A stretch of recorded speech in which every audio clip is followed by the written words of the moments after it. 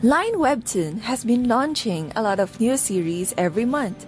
I counted them all, and if I didn't miss anything, there had been almost 60 titles introduced from April to June 2021. If you're having trouble choosing which of the new titles to read first, then no worries. Since I'm crazy, I read at least 3 chapters of every single one of them. Yes, all of them. I'll narrow down my recommendations into several groups. The first group would be my top recommendations, while the rest, just not as much.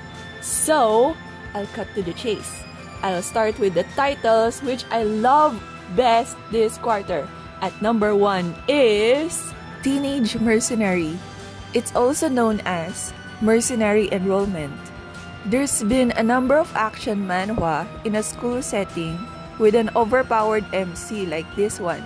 But this webtoon is one of the best that has a similar premise.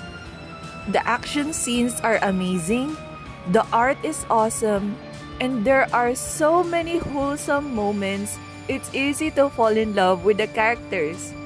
But be warned, the cliffhangers are torture. It's not like that in every chapter, but it is difficult to get used to it. Number 2, Dark Mortal. It has a great story, charming characters, and cool action scenes. I love the comedy bits in this. Inky's cuteness gives so much joy. But it's also dark and tragic, full of emotion, intrigue, and trauma, yet still full of hope and heartwarming family and friendship love. So be prepared for an emotional roller coaster ride. This has been wonderful from beginning to end. Number 3, The Hip Guy. But jokes in this series are entertaining and sexy at the same time. We have a strong female lead, and you discover that the male lead is not really a pushover as you read more chapters. Best rom-com webtoon this quarter, in my opinion. Number 4, Her Bucket List. It started with a tragedy because the girl's boyfriend dies, but later, it becomes so entertaining when she meets this talented singer with stage fright. The male lead's best friend is so amusing. I love the bromance. Number 5, Neolithic Girl. This webtoon is actually part of the Superstring universe, which is sort of like the MCU. And the main character here showed up in Distant Sky. It has action and a peculiar romance. I'm loving it! Number 6, Forest of Humans. Amazing thriller where you wonder if the main character can maintain her humanity in a prison filled with psychos. It's so freaky, I love it. But be warned, there's mature stuff and gore, so don't risk it if you can't handle such. Number 7, The Build-Up. It's a promising coming-of-age sports series that has broken a lot of cliché and stereotypes. Absolutely charming and amazing. Number 8, Epilogue.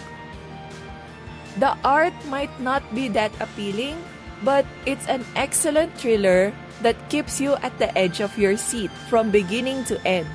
A lovely read for mystery and suspense fans. Now, for the other titles I recommend, I need to split them further into 2 groups. Because there's a batch which I love because of a certain bias, then the other batch I read without a particular bias. It's more fun to talk about my guilty pleasures. And you might have similar biases, so I'll start with them. And the first in the list is My Gently Raised Beast. The female lead is not as saintly as she looks. And I like this love triangle. I also ship the prince with her.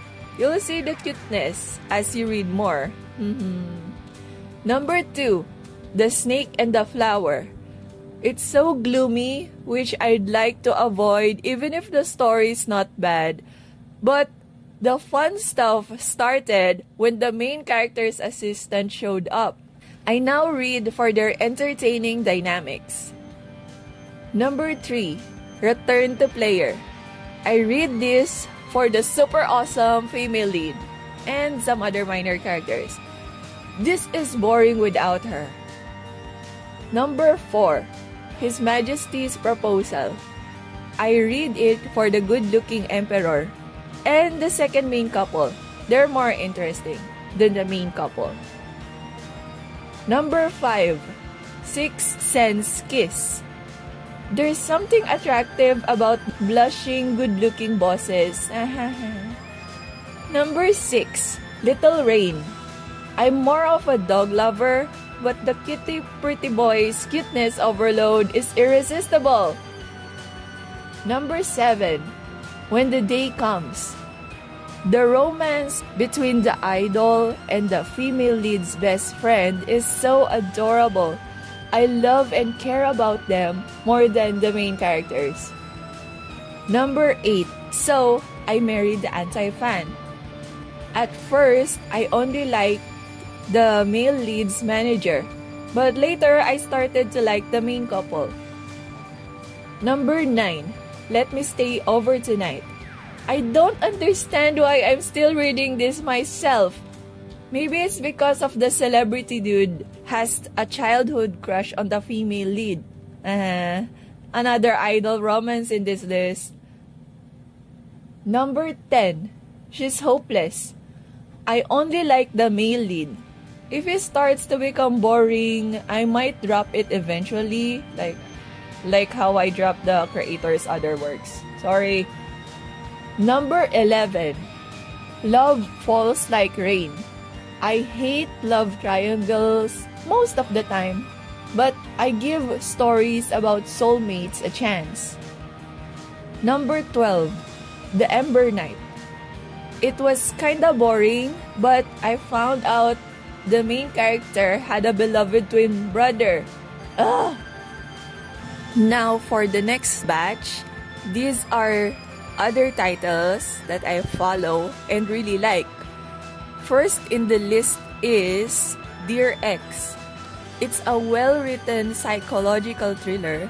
It's the type where you find the main characters despicable, but can't bring yourself to hate them because you understand them. Number 2, Fast Forward. It's like Future Diary, but with more good-looking characters. Number 3, Surviving Romance. The main character thought she's in an isekai romance story, but the novel changed its genre to horror. Zombie Webtoon by the creator of the Makeup Remover? Hell yeah! Number 4, See No Evil. This gives off the same vibes as another webtoon called Rotten, but I feel like this will be much freakier and will give us even more heartbreaks. Oh wow! Number 5, Infinite Leveling Murim. Acupuncture was used in a battle in this series. My interest started on that, and I eventually liked its story and characters. Number 6, Get Schooled.